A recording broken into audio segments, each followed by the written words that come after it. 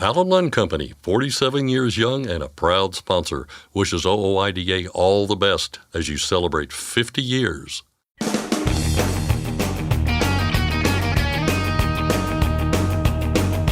OOIDA, representing America's truckers since 1973, presents Landline Now with your host, Mark Redding. Low compensation, the ongoing lack of truck parking, and rising fuel prices. Those were the top three concerns truck drivers noted in their feedback to the American Transportation Research Institute's 19th annual Top Industry Issues report. We'll speak with ATRI President and COO Rebecca Brewster about what the study turned up and what remedies were raised to help alleviate the headaches. A museum in Dallas houses 120 years of motorized masterpieces that combine motorcycles and art. Landline Now's Ashley Blackford recently spoke with the co-founder and director of the Haas Moto Museum about the bikes and the connection between those who love being out on the road. And finally, Congress is gearing up once again now that the House has a speaker. That means annual spending bills are on the move, which itself means some issues vital to truckers are getting their day. I'll get the details of what's happening from Collin of OOIDA's Washington, D.C. office. But first, the news with Scott Thompson. Thanks, Mark. Our top story today. The UAW strikes at the big three automakers may be nearing an end. Last week, the United Auto Workers Union came to terms on a new labor agreement with Ford. Then came Stellantis over the weekend, and then Monday morning, another tentative deal with General Motors. If ratified by the respective workers, the deals would bring an end to the roughly 6-week strikes at each company. Each agreement at each automaker would last through April of 2028. Each includes 25% general pay raises and other additional benefits over the course of that contract. The UAW began targeted strikes against GM, Ford, and Stellantis on September 15th. About 46,000 UAW workers ultimately went on strike, about a third of the union's 146,000 members at all three companies. We have new details tonight about the plan for selling off Yellow's trucks and trailers. A bankruptcy judge on Friday signed off on the proposal. It entails having Yellow hire auction houses to sell off its fleet over several months. Yellow owned nearly 12,000 tractors and 35,000 trailers when it went under. The company wanted to sell them off quickly, but legal hurdles slowed that process down. Now that process will apparently ramp up. Nation's capital, Ritchie Brothers Auctioneers, and Iron Planet Inc. have agreed to take possession of those vehicles. Next comes the auction process. Yellow is asking for at least $475 million from the trucks and trailers at auction, and as much as $800 million. General Motors is sidelining its fleet of Cruise robo-taxis nationwide. The decision coming just days after California suspended Cruise's license to operate its driverless taxis throughout the state, deeming them unsafe. In a social media statement, Cruise said it made the move so it can reflect on matters and operate in a way that will earn back public trust. The setback for driverless vehicles comes at a time when Aurora Innovations is working toward a deployment of fully autonomous trucks in Texas by the end of 2024. Meanwhile, Uber is forging ahead with its plans to deploy Waymo robotaxis in the Phoenix area. Uber customers there now have the option of ordering a fully autonomous ride on the app. An Uber spokesperson told CNBC that the autonomous rides will be serviced by Waymo vehicles, and rides will be the same price as the traditional rides that Uber offers. The Canadian province of Nova Scotia is delaying the rollout of a mandate that would require the use of an electronic logging device on trucks driven by provincially regulated carriers. That requirement was scheduled to go into effect on January 1st, but Nova Scotia's Department of Public Works recently told trucking associations and industry stakeholders in the province that it would indefinitely delay the start of the provincial mandate. Officials said they want more time to see how the mandate is going down in other provinces while getting input from the public before making a final decision. According to the Canadian Trucking Alliance, no new target date has been provided for implementing ELD regulations at the provincial level in Nova Scotia. With this delay, Nova Scotia joins Alberta and Saskatchewan as the only Canadian provinces that do not require provincial ELDs. Others with a mandate now in effect, Quebec and British Columbia. Newfoundland is set to join them on December 1st when its ELD mandate goes into effect.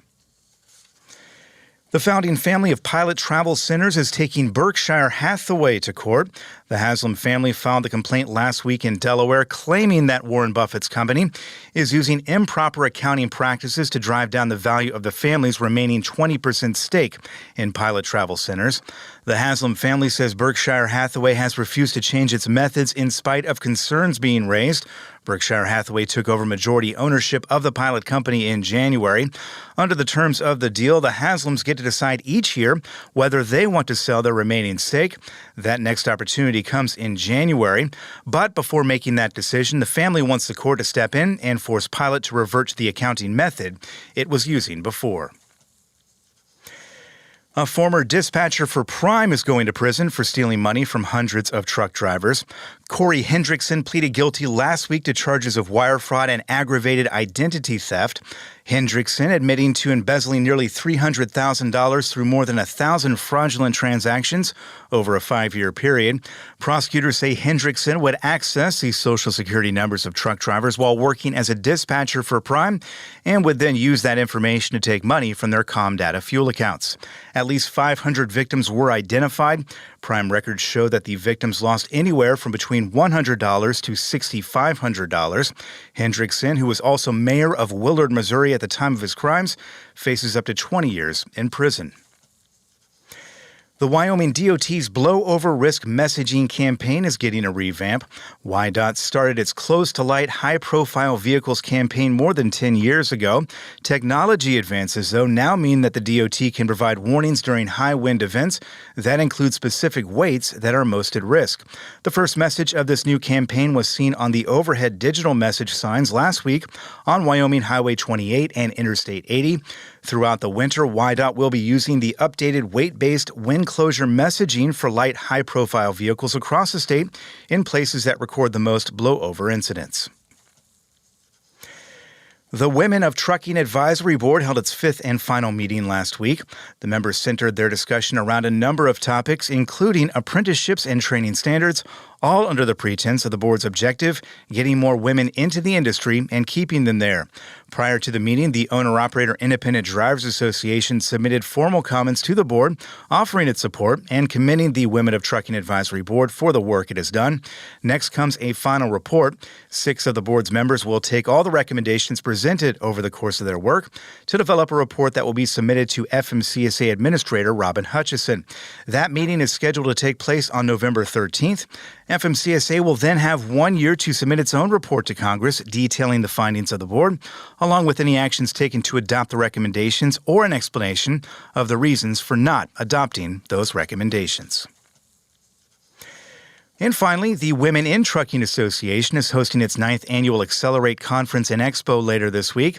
It runs for 4 days starting November 5th in Dallas, Texas. More than 70 educational sessions are on the schedule, alongside more than 200 exhibitors and sponsors. Women in Trucking expects more than 2,000 people to attend.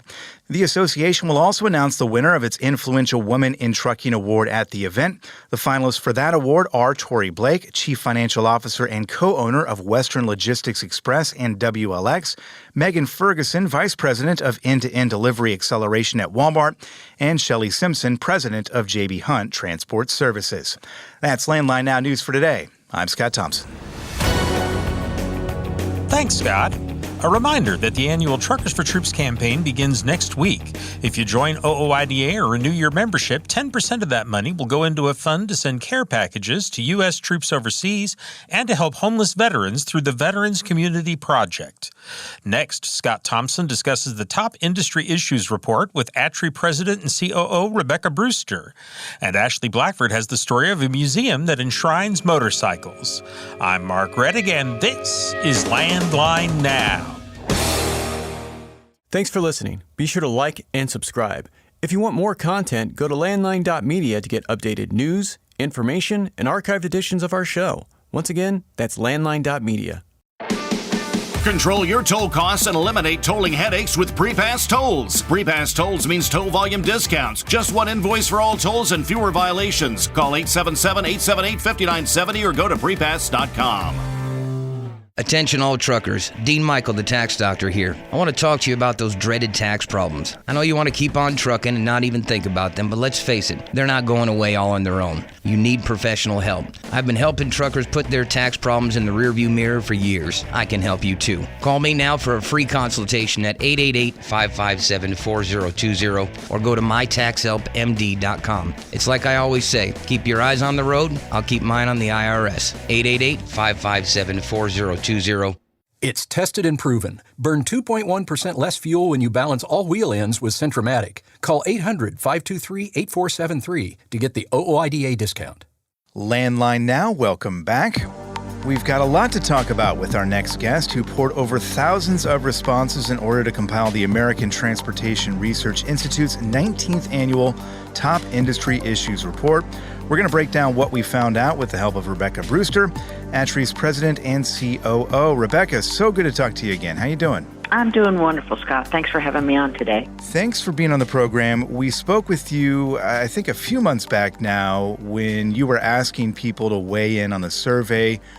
Looks like you got a pretty good turnout, quite a few responses to this one. We did. We have had over 4,000 respondents to this year's Top Industry Issues survey.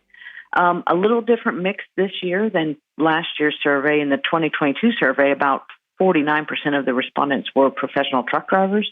This year, about 49% were motor carrier personnel, from the C-suite to driver managers to safety professionals, anyone who works at a trucking fleet. And then another 29% were professional truck drivers. And those were split between owner-operators, independent contractors, and company drivers. So as you know, Scott, we'll talk about it, we not only rank the issues everybody and then drivers versus motor carriers, but among drivers, we even break out the top three for owner-operators, independent contractors versus company drivers, because those issues are a little bit different. Yeah, and what you get is a pretty full picture of the concerns that are out there, and there are quite a few concerns, as you might imagine, out there right now. Just to remind folks out there who may not be completely familiar with what ATRI does with this report, this is all about finding out what's keeping truck drivers up at night, and also, again, of course, carriers up at night as well. Those two things don't always line up. Can you just explain real quickly here for us again, for those who may not be familiar, what exactly it is you're trying to nail down with this report each year? Absolutely. So I think, there's certainly interesting pieces to be pulled out of the ranking of the issues, but where I think the real power of this annual report is the fact that once a survey respondent identifies their issues, they're prompted to rank some strategies. What is it you think the industry should be collectively doing to deal with these issues? And that's where the national associations like OOIDA, ATA take the findings and understand, what does the industry think should be done about this issue? It's where ATRI's Research Advisory Committee, the group that determines what research we should be doing, and have had longstanding OOIDA participation in that group, what research needs to be done to address these issues. Are there state-level advocacy things that could be done to address these issues? And those are typically taken by the state trucking associations who run with those strategies. So it really does provide a roadmap for the industry to not only understand where are our pain points as an industry and in industry overall, but among the different groups. And then what should we be doing about it? Where can we make a difference to hopefully eventually bring these issues down off the list of concerns?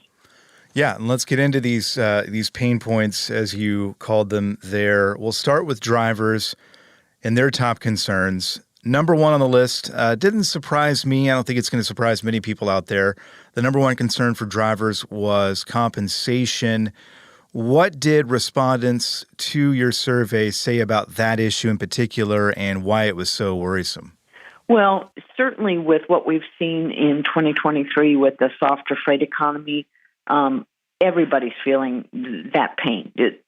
Rates are down. There's not as much freight to haul. And so people are worried about their compensation. I think if we did this survey in another population outside of trucking, compensation would probably be an issue for other folks as well, just because of what's going on in the economy, in the general economy.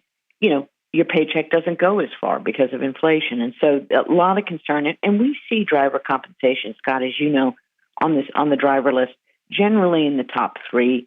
year to year. It's just an issue for people that they're concerned about. There's a lot of commentary about, and one of the strategies is, let's quantify what it would be to pay drivers for everything they do. So when you're stuck at a customer's facility waiting to load or unload in detention, making sure that driver's time is covered for that. Yeah, and that's interesting. And I think it does line up, different language, but it does line up with the top concern for motor carriers as well, which was the economy. And as you point out there, driver compensation, economy, they're kind of, two parts of the same puzzle here that we're dealing with.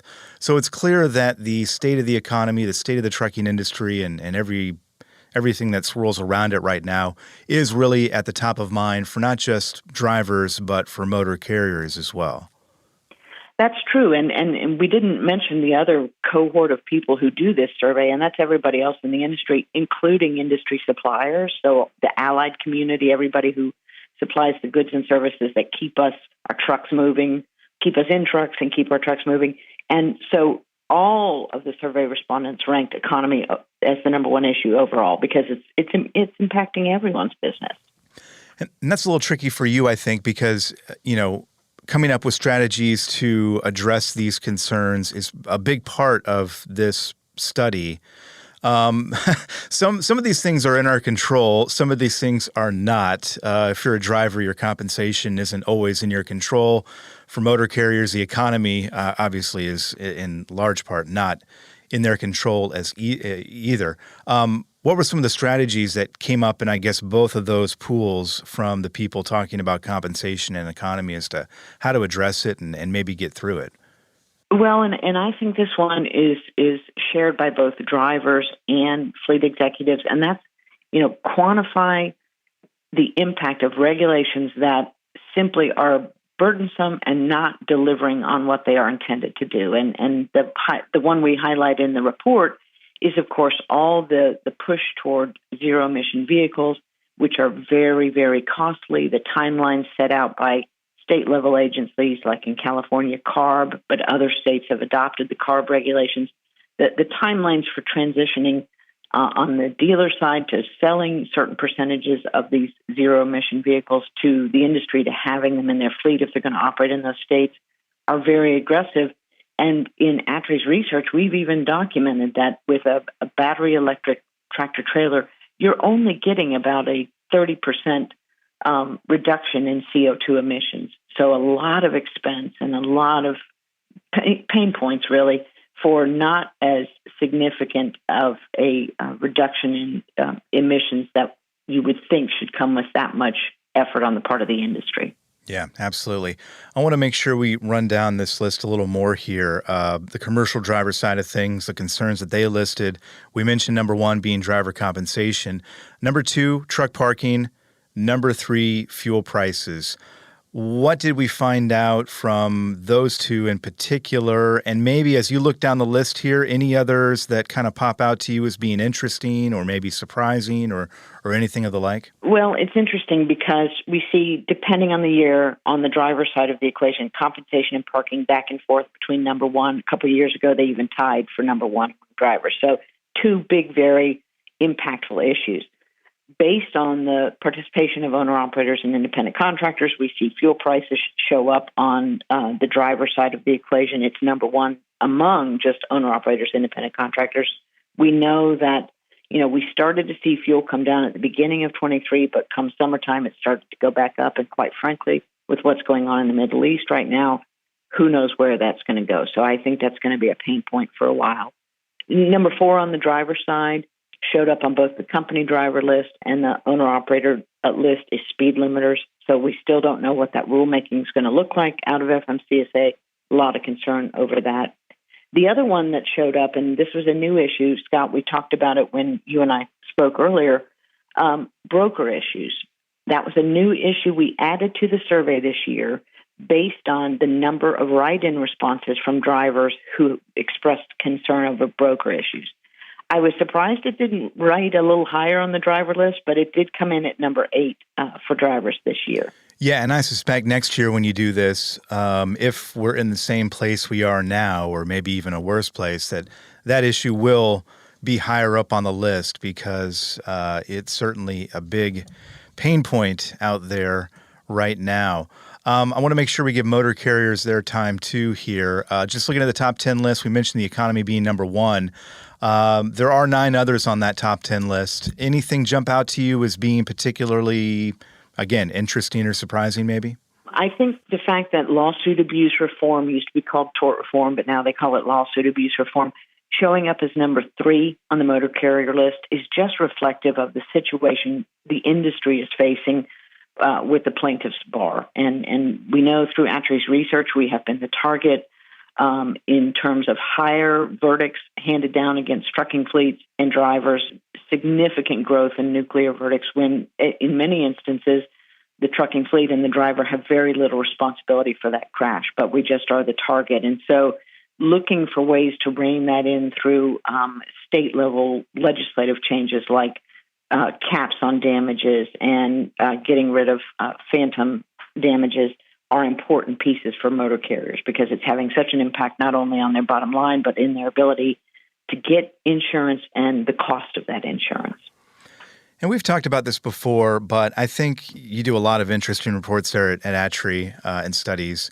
And I think this one rates up there as terms of being maybe one of the most interesting because it does provide perspective on what's concerning to drivers, what's concerning to motor carriers, and hopefully trying to bridge maybe any divides that might be out there to help them understand where the other one is coming from. This particular year, we've got really kind of a mix of different issues that everybody's looking at and concerned about. The common ground factor of all of this, that really is the big part of it. From this report, what do you hope drivers out there, what do you hope motor carriers out there are taking away from it and maybe making decisions based on this study? Well, as you and I talked about the last time we talked, I take great pride in the fact that we see these issues get traction at the federal level, and first and foremost is truck parking. Because we have sort of been sounding the alarm bell for so long on the lack of available truck parking through this survey and through other things that ATRI does. But the fact that the industry, everybody in the industry ranked it, it came in as the number 2 issue overall on the survey. That's the highest it's ever been on the overall ranking. I think really points to the value and the importance of this annual report because it really does put a spotlight on those things that are impacting what we do every single day, and the fact that we need to have, in the case of truck parking, an injection of federal money to really start building out additional capacity. Yeah, and as you and I have talked about before, this is one of these issues that everybody sees eye to eye on. We know it's a problem, and we know what the solution is. It is a solvable problem, and hopefully we're getting closer to actually solving it. And bringing awareness, obviously, is a big part of it. Rebecca, we've only got about a minute left. I did want to ask you one last question. You've got a new survey out right now that you're asking people to take part in on the challenges and opportunities for female truck drivers. Can you just tell us about that one real quick? Absolutely. That's part of a priority topic that our Research Advisory Committee identified this year. This first survey we launched is for motor carriers to understand what they're doing on that side of the equation to bring in additional women drivers. We are in November going to launch a driver survey to understand from the driver's perspective, both men and women drivers, what the industry is doing, what the industry should be doing to bring in more women drivers, because we know from ATRI's research that there's a strong, compelling safety reason why we would want more women drivers, but there are barriers and challenges to bringing more women in over-the-road driving positions that we want to identify, but more importantly, identify countermeasures to mitigate some of those challenges. Absolutely. We've got the Women of Trucking Advisory Board wrapping up its meetings. We'll look forward to that report. We'll look forward to your report. And if anybody wants to check out the Top Concerns report, they can go to your website. Rebecca, always a pleasure. We appreciate it, and we'll talk to you again soon. Thanks so much. Our thanks again to Rebecca Brewster of ATRI. Check out the Top Industry Issues survey for yourself again, along with that new one related to female truck drivers on their website, truckingresearch.org. We've got to take a quick break, but Landline Now is back in just a moment. Firestone tires are for more of everything. More miles for every tire dollar, and more confidence in your fleet. At Firestone, we help fleets save with dependable value. Find your local Firestone dealer today at firestonetire.com/dealer. Ready to make more money? Use a better load board. For a limited time, get 50% off Truckstop Load Board Pro. Just go to truckstop.com/go and enter promo code READY2023 when you purchase Load Board Pro. When it's time to overhaul your truck engine, help protect it by insisting on a genuine Vibratech TVD crankshaft damper. Heavy duty, absolute premium quality, and they're made right here in the USA. Find a dealer at vibratechtvd.com. Landline Now, welcome back. For some, there's nothing better than being out on the open road. Whether it's on 18 wheels or 2, there are a lot of similarities between trucking and motorcycling. In Dallas, Texas, sits the Haas Moto Museum, which houses 120 years of motorized masterpieces. To speak about that, Stacy Mayfield joins me. She is the co-founder and museum director. Stacy, tell me a little bit about the museum. Absolutely. We're the Haas Motor Museum and Sculpture Gallery, and we are located in the Design District in Dallas, Texas. We house 232 motorcycles from 1899 and on in our vintage section. Then we have a racetrack section that has many world record holders. And then we have another room that is dedicated to sidecars. Bobby only rode sidecars, so that's something that he was interested in collecting as well. And then you move into the next room, which is the custom shop, which is the largest custom collection of motorcycles anywhere in the world. And you mentioned Bobby. Can you tell me more about him and kind of how this all got started? So, yes, Bobby Haas started this collection in 2016, and we worked together tirelessly over the years to bring it up to the number that it is today. We traveled all over the world and found and curated these motorcycles in a way that has not been put together before. He did not become interested in motorcycles until he was 64 years old when he got on his first bike. Before that, he was involved in doing aerial photography for National Geographic, and before that, he was infamous for the leveraged buyout deals in the 80s. Mm-hmm. So he earned his fortune and decided to do things unrelated to money. So that's when he picked up a camera for the first time and started shooting these beautiful photographs out of a helicopter in Africa and Antarctica and Latin America. And he had 3 bestsellers with National Geographic.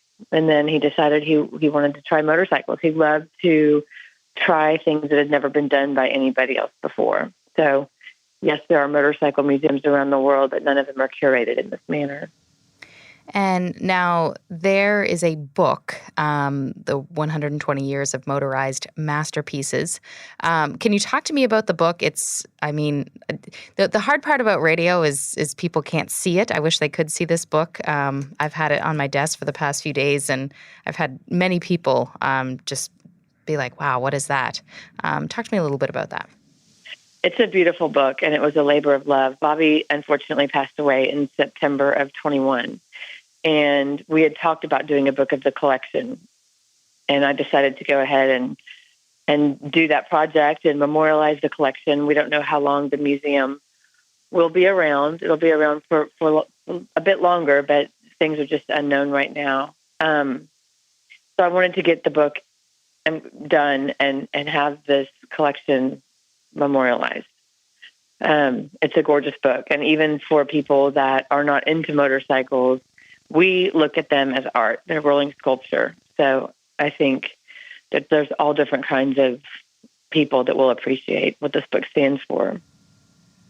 And you did the foreword for the book. Can you kind of explain to me what your message was in that?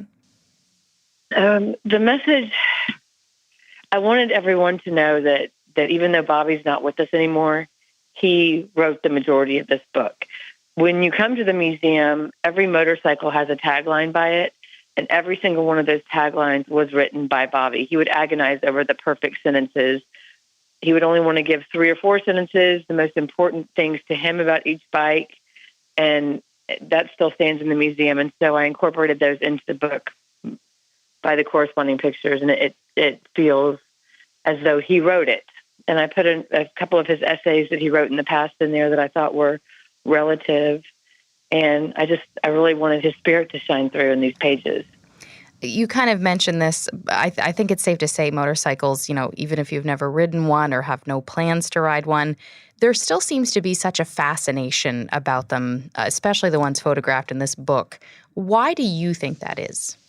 I think they're dangerous, they're mysterious, they're sexy. It's just some of those, even if you're not on one, I think it's more interesting to the person that's never been on one, because they want to know what it's like, but are intimidated to what it's like. And, the people that we've met along the way, especially these custom builders that we have created relationships with and consider family, it takes away all the stereotypes of motorcycling. These people are artists. They're artisans, and this is their passion. They do these things with their bare hands and make these beautiful machines. It takes you into a different world. It's not just a mechanic in a shop hammering on some metal. It's so much broader than that.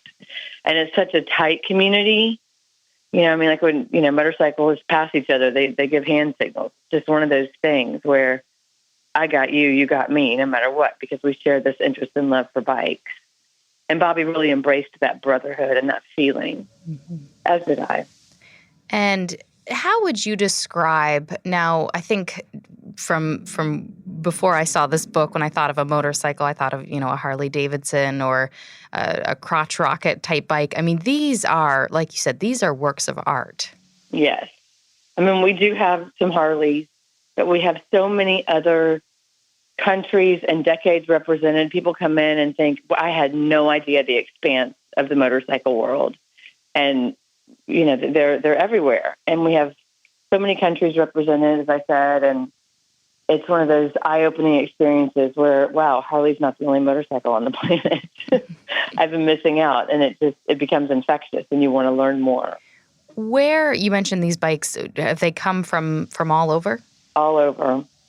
We have France, we have Japan, we have Germany, we have Czech, we have, you name it.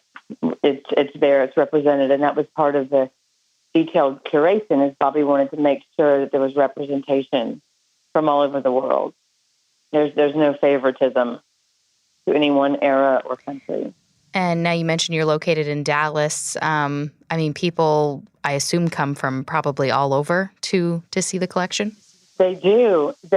We have people coming, from all over the world, where it's a bucket list item and they want to see the museum, they want to experience it. And, my favorite thing, which happens all the time, is when someone walks in the door and they just say, wow, and they're gobsmacked. And to see it is to believe it. The book does the bike justice, but the museum itself is also a work of art. It's a building that you look around and every single thing that you see was a decision, a thoughtful decision, down to the platforms, to the artwork.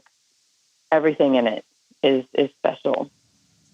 And yeah, the museum, like you said, located in Dallas, but the book really does give people kind of, I assume, anywhere to experience what the museum has, but kind of, wherever they're at.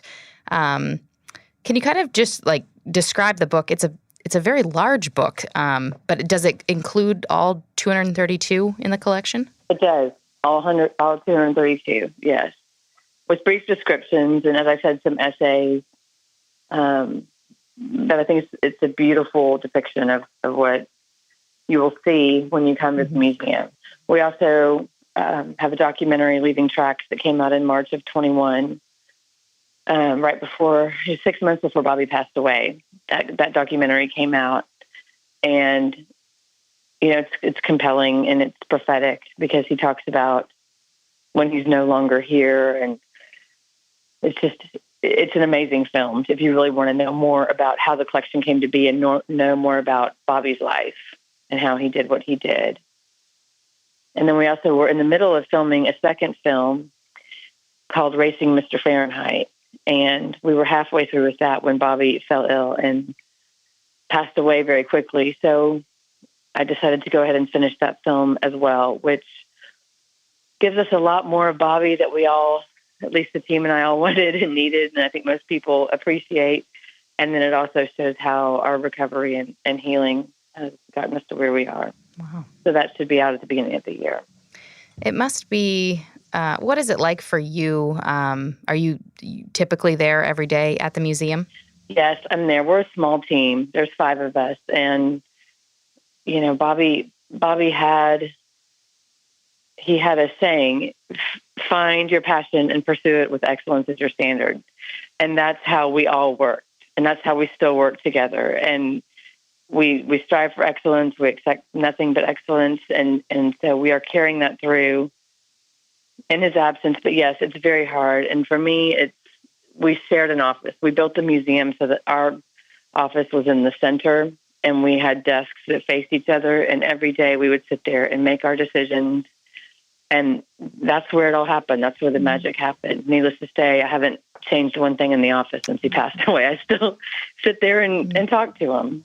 His presence is still felt. What do you think he would think about this book? Oh, I know that he loves it. I know he's beaming. I know he's proud. I've had nothing but wonderful responses from people, and it's heartwarming to see how much the book is already loved. So he would be very proud of it. The main photographer from the book, he had hired to do the photography of most of the collection, but there was about 30-something bikes that he hadn't done. So I brought the photographer Grant Swingle back in after Bobby passed away to finish photographing the collection, and the photos are just amazing. Grant Swingle is unbelievable, and I'm so proud of him for all he contributed to this book also.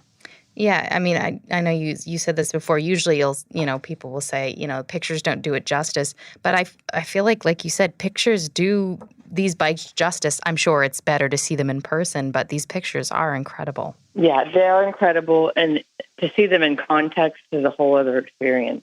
So I hope that if anyone has any interest, they will come see it. And if someone is interested in watching the documentaries or visiting you, where can they go to do that? Leaving Tracks is on Apple TV, Vudu. There's some others, and I'm sorry, they're escaping me right now. Racing Mr. Fahrenheit, I'm not sure how that distribution is going to go yet. Right now it's in the festival circuit, but it's scheduled to come out at the beginning of the year. So we'll have that on our website as soon as that happens. And if someone is listening and is interested in getting the book, where can they go for that? It's available most places that books are sold, but we have it exclusively at the museum. It's probably easiest just to go to our website and order it, and we'll ship it out for free. Unless it's international, there's a shipping charge. But anywhere in the U.S., it ships for free. It's available on Amazon, Barnes & Noble, lots of other places as well. And where are you? You mentioned where you're located in Dallas, in case anyone's listening and wants to visit. Yes, we're at 1201 Oak Lawn Avenue. We're in the Design District on the corner of Market Center and Oak Lawn. That address again was 1201 Oak Lawn Avenue in Dallas, Texas. Now, Stacy, when it comes to trucking and motorcycles, there's a connection between the two, and you would, of course, use trucks to transport these motorcycles, right? I mean, just like there's a camaraderie with truckers, there's a camaraderie with cyclists. So, we all get it. And a lot of truckers that we have relationships with transport our motorcycles, so we rely on them heavily, and there's some wonderful ones out there. That was Stacy Mayfield, the co-founder and director of the Haas Moto Museum in Dallas, Texas. For more information on the museum, you can visit haasmotomuseum.com. That's HAAS motomuseum.com. Or you can call 972-685-3051. That number for the museum again is 972-685-3051. For Landline Now, I'm Ashley Blackford. Stay tuned for more after this.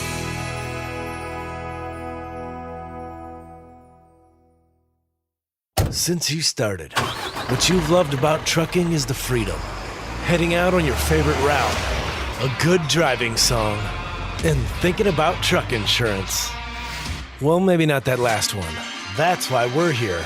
At OOIDA, we have a full range of truck insurance products, expert advice, and great customer service, helping you get the right coverage for your operation. Go to OOIDA.com. Because your job is to drive. Our job is to help with everything else. Landline Now, welcome back. Congress is gearing up once again now that the House has a speaker. That means annual spending bills are on the move, which itself means some issues vital to truckers are getting their day.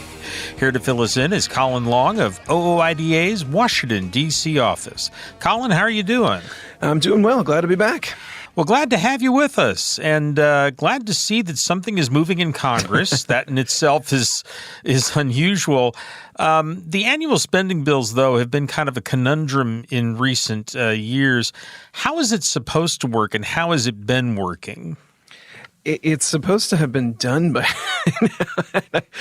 I shouldn't laugh. I mean, it's kind of a demonstration of how dysfunctional Congress has gotten. If we're being totally honest, I mean, they're supposed to be passing, I think the number is now 14 of these bills prior to September 30th, and they haven't done any of them. And blame can be pretty equally distributed between the House and the Senate, but primarily the holdup has really been in the House. I mean, we saw that prior to the ousting of Speaker Kevin McCarthy, the biggest problem they faced was just providing enough funding for the federal government to remain open while they tried to figure out how to fund the government for the remainder of the fiscal year. Now, we have a speaker in place, Mike Johnson from Louisiana. He has prioritized passing these spending bills because he knows it's one of the kind of cornerstone responsibilities of Congress, and hopefully we'll be moving forward with a number of these bills here in the next couple weeks, including the transportation spending bill potentially this week.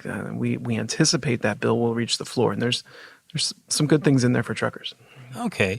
Now, let's talk a little bit about the issues that are included in these bills. We've got several transportation-related issues in addition to just the money being spent. Yeah. What are the ones that are key to truckers? I think the first and foremost, would be a provision that would basically prohibit federal funding from being used by the Federal Motor Carrier Safety Administration, or FMCSA, to advance their proposed rulemaking on speed limiters. That's a complex way of saying, knock it off, guys. You're not going to move forward with your speed limiter mandate. And keep in mind, this is a rulemaking that FMCSA has used their own authority to advance. Congress did not tell them to move forward with the mandated use of speed limiters. So Congress does grant FMCSA the authority. I mean, FMCSA gets the capabilities they have to advance rulemakings like this from Congress. But then that's a double-edged sword, because Congress can come back and say, hey, not so much. We're going to weigh in on this issue by telling you that you're not allowed to use any money to advance it. So this is kind of the route you have to take when you come up against an agency who has made it clear that they intend to move forward over the objections of thousands of truckers, over the concerns about what type of impact a speed limiter mandate will have on safety, on driver retention, on supply chain efficiency, on the parking issue. I mean, the list goes on and on.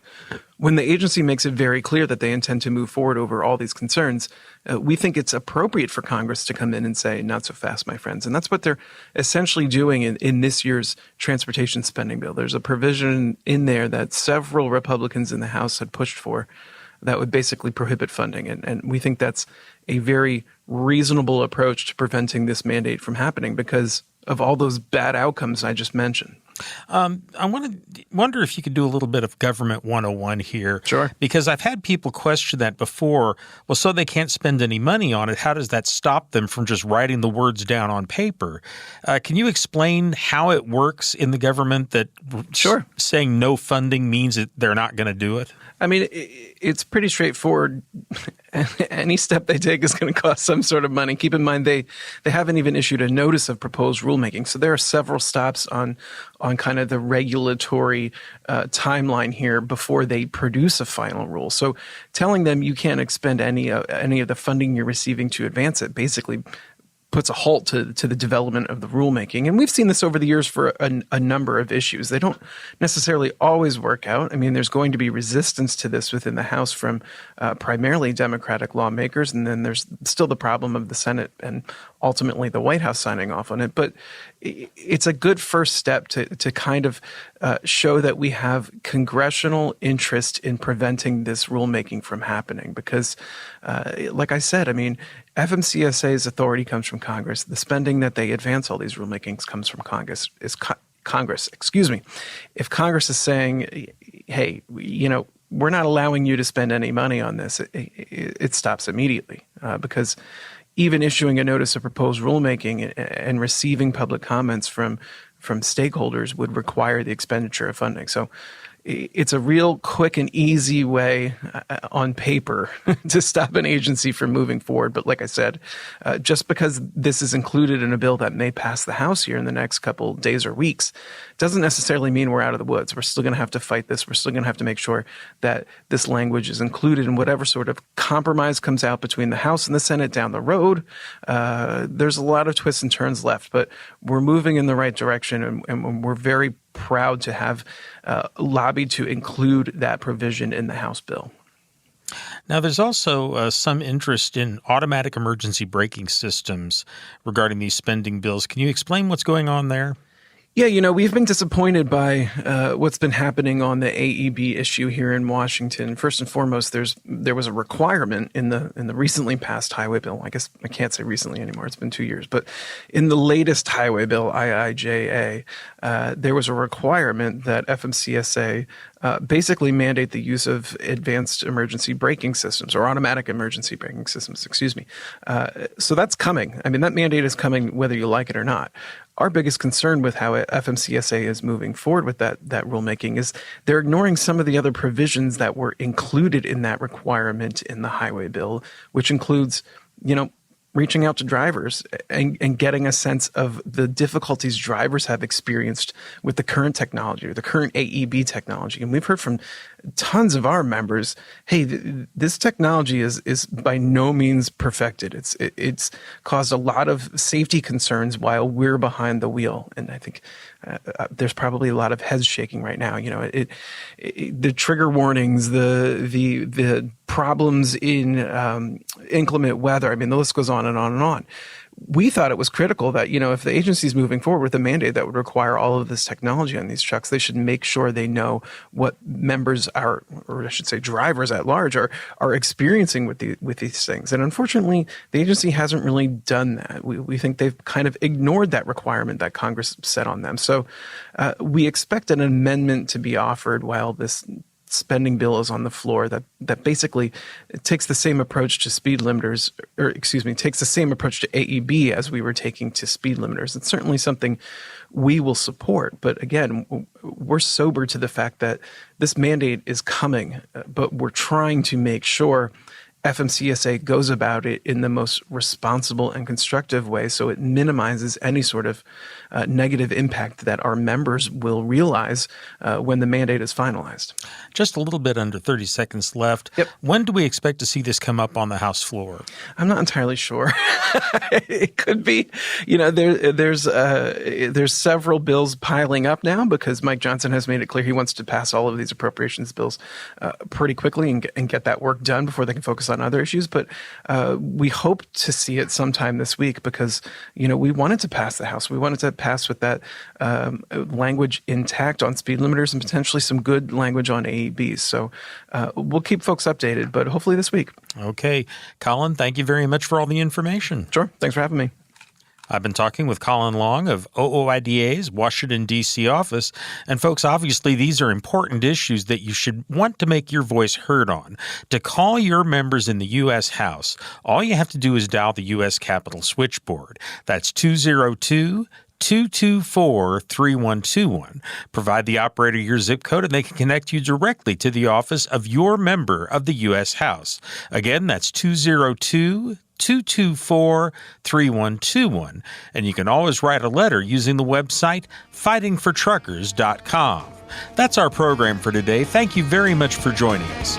I'm Mark Reddick, and this is Landline Now.